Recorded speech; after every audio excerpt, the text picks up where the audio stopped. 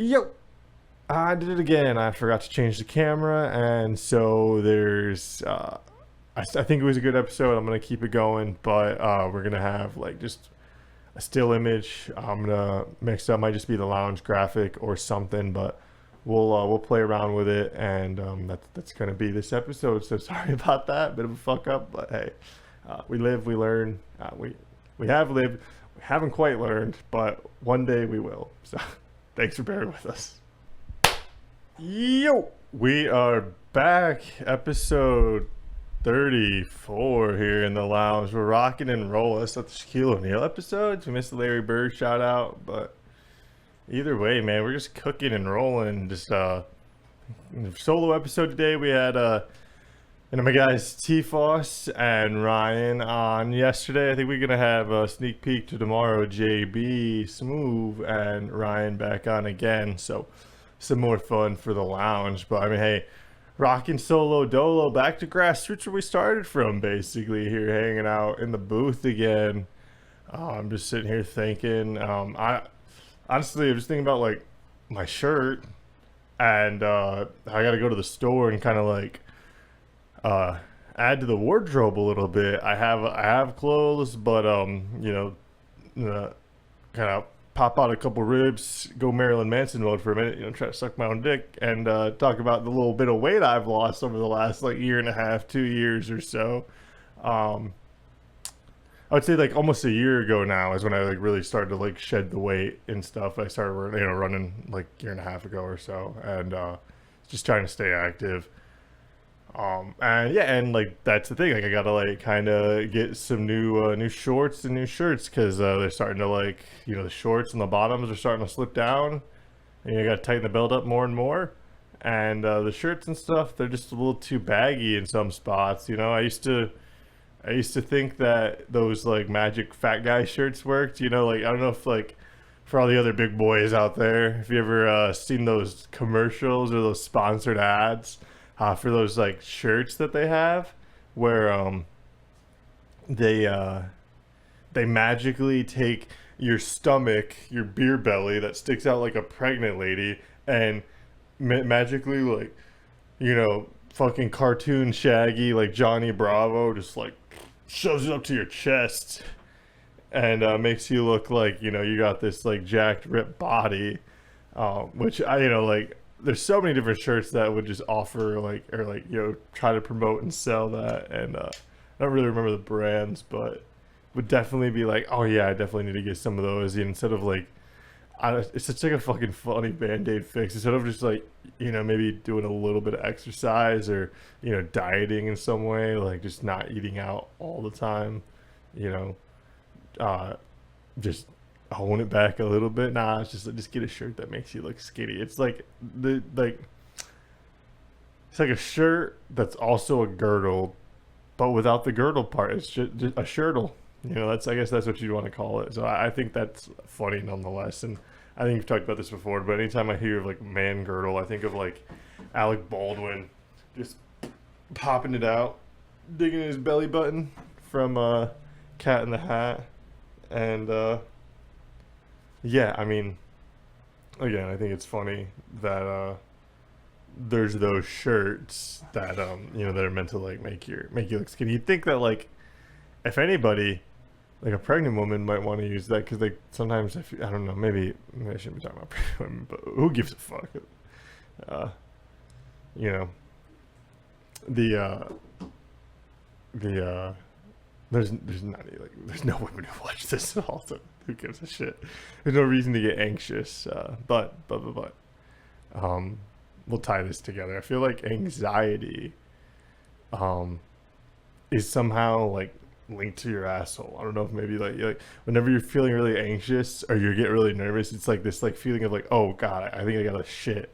And it's never like I gotta take a quick pinch, a quick loaf. It's like, no, I've got like bubble guts, like I've got like this like hot running lava, Krakatoa is about to erupt type deal, but then like whenever you start doing whatever you got to do, it's like it all kind of calms down and it settles. But it's like this weird buildup of like anxiety. It kind of is like the Phil Collins like In the Air Tonight, that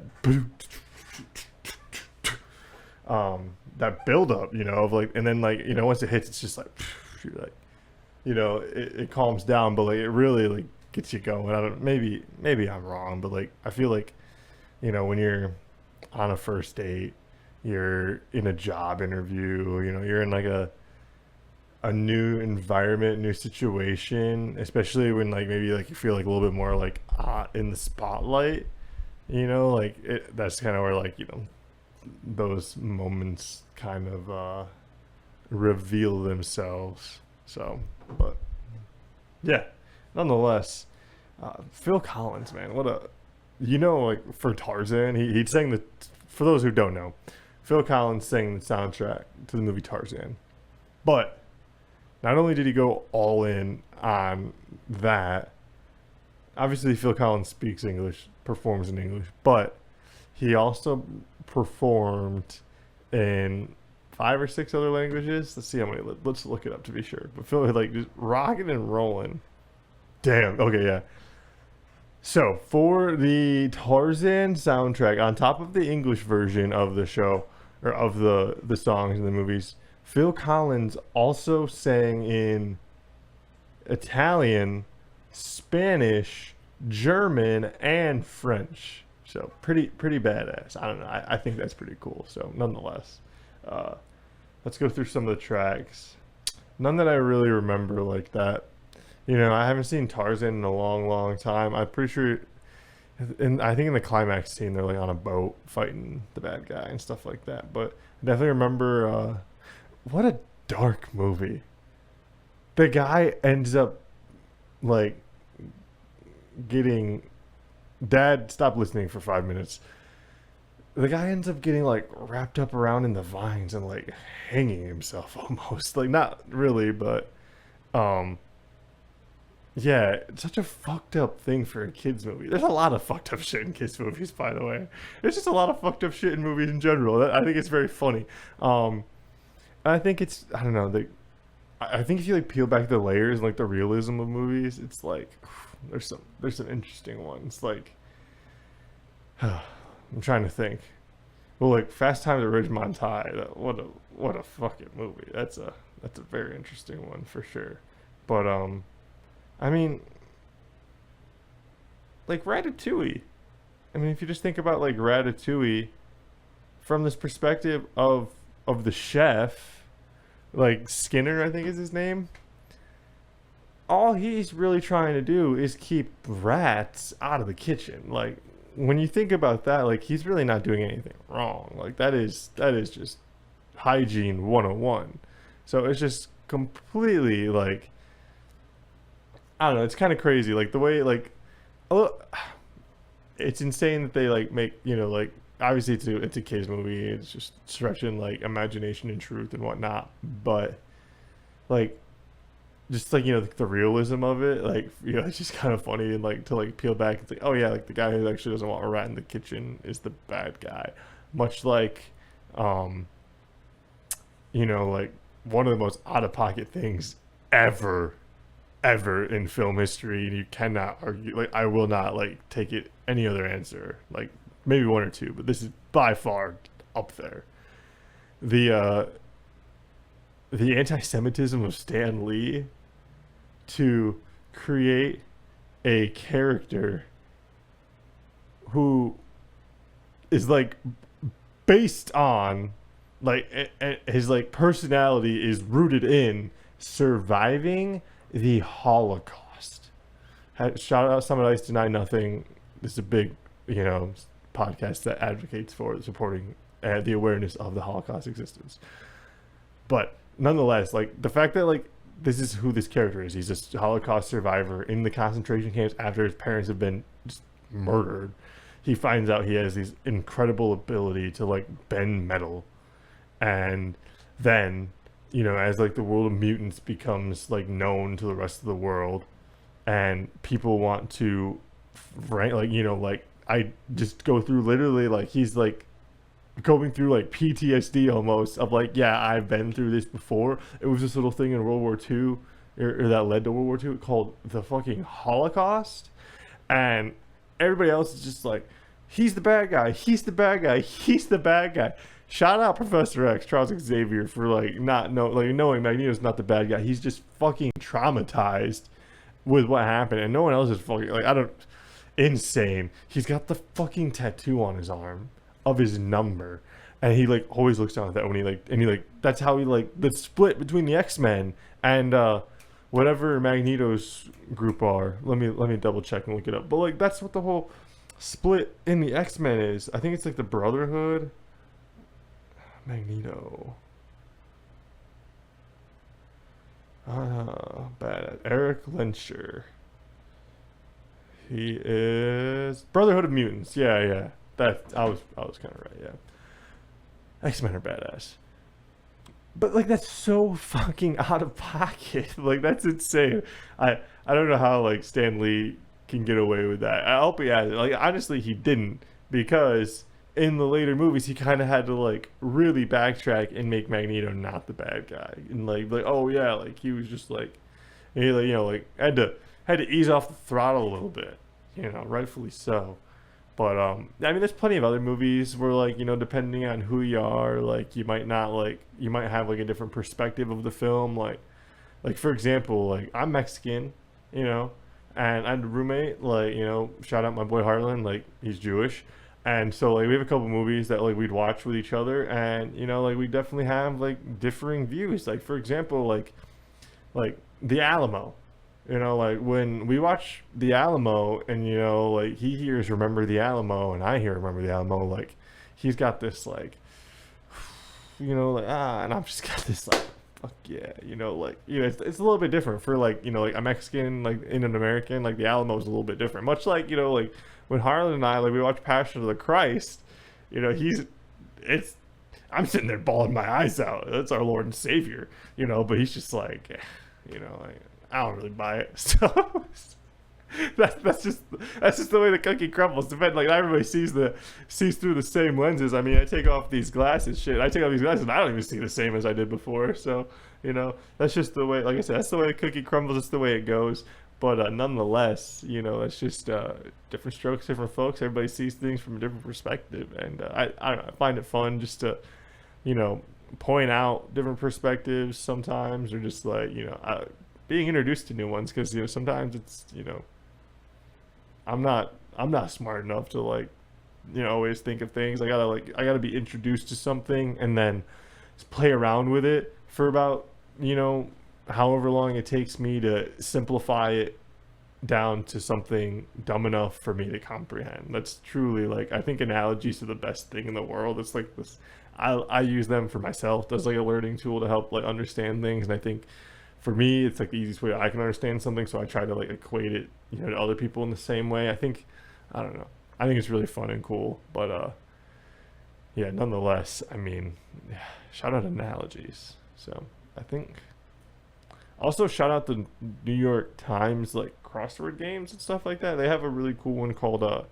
Connections, where it takes like 16 words and 4 of them are connected, and they're like varying like degrees of like difficulty or like vagueness and like how they're connected. It's pretty cool, really fun. And you shout out Alzheimer's, or like I guess don't shout it out, like fuck Alzheimer's, but it's a great way to like keep your mind sharp and like keep your mind active, because one of the scariest things in the world definitely has to be cognitive illness. We've talked about like fears and stuff like that I think before, and I don't know what could be more scary than cognitive illness, like losing your mind, like Alzheimer's, or like motor skills, and like it's just the functionality is just insane. I think like whatever you can do to help that type of research, or like honestly just like help yourself, like appreciate like the health you have, and then like do some little things like that to keep your mind sharp. I love crosswords, not crosswords, word searches. That's what I love, word searches. I used to go and get like word search books, and I remember my mom used to have them all the time. Shout out my mom. She sometimes gets mad I don't talk about her enough, but shout out mom. I remember we used to be at restaurants and stuff like that growing up, like the 4 of us, mom, dad, sister, and myself. And my mom would have like crossword books, and she'd be like, filling them out, and then like I'd just be like, oh, there's a word and there's a word, and it'd be the kind of this like race, and like we'd be like, who can find the most words out of the list. It's like, say there's 25, it's like, who's gonna get 13, who's gonna get 12, or whatever the split might be. And then it'd be like, no, like you got to circle them and don't cross the line through them, because then it's harder to read. And just be like this little like things that like we had each preferred, as far as like how to like fill out the crossword. Like certain words, like the backwards words, fucking tough. But then you get older, and then like in school, I remember it's like we used to do that a lot growing up. Like I'm like when I was young, and then we got to like 6th grade, and we had like Spirit Week, or we had something like that, and there was a competition where like each class filled out like a word search, and it was like like everybody had like a certain time to fill it out. And then like there was like, you went through and who had the most words found, and then that like one person from the class represented the whole class, and then there was like one winner from all of like the grades and like all of the classes. And it was just really cool and really fun. Like I don't know, just little shit like that you like think about and miss from school. And like I think I've talked about it before, but never not gonna shout them out. Like I really had some awesome teachers back in the day. And I know, like, we've talked about it with Sam Flannel in the back. He's talked about it before too. He actually had a teaching degree. He was a teacher. Like, I feel like that kind of shows how different Sam and I really are. Because like that, like his hell, like honestly sounds like my heaven in some way. Like I would love to do that. I love doing this, and there's a lot of things that like I would love to do. Like, I think it's like a little bit unfair that like you only have like one life and so many hours, and like you like kind of like sometimes get like pigeonholed into one job, because there's so many things I wish I could do, and I definitely like don't want to hold myself back from doing anything. Like I like, I feel like when I look back and I think about some of the stuff I've done, like or like some of the stuff I do now, and like just like I said, perspective wise, taking a step back, I've had some really cool jobs, and I think like perspective is something that like really obviously comes with age. I think it's really cool, and definitely appreciate it. I love hanging out with older people, because I feel like it kind of it gives you their perspective and prepares you for your future, even though you don't know what's ahead. It's cool to like, have an idea and listen to the people who've paved the way or like been down that road before you, because nothing I'm gonna go through and nothing I'm gonna feel or experience is anything new that no one else in the world at some point has not gone through or experienced. So I think that's something like important to remember and highlight, or just like I said, just keep in mind. So but this has been a solo episode, been fun.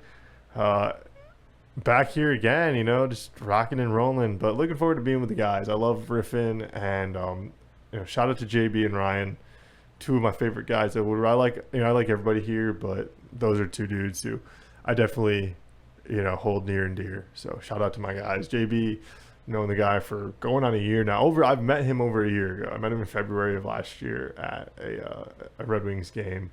He's an awesome individual. And then Ryan, I only met him a month ago, but that kid comes in early, he works hard, and he's a Chippewa, man. Fire up Chips. So automatically that just like put him up top, like my guy. Also, we got some similarities from CMU, like some commonalities, some overlap and stuff like that. So really cool. Hey, shout out to my guys. But it's been another fun episode hanging out in the lounge, episode 34. Shout out to Shaquille O'Neal. Shout out to anybody else who rocked the number 34. We'll see you alligators later.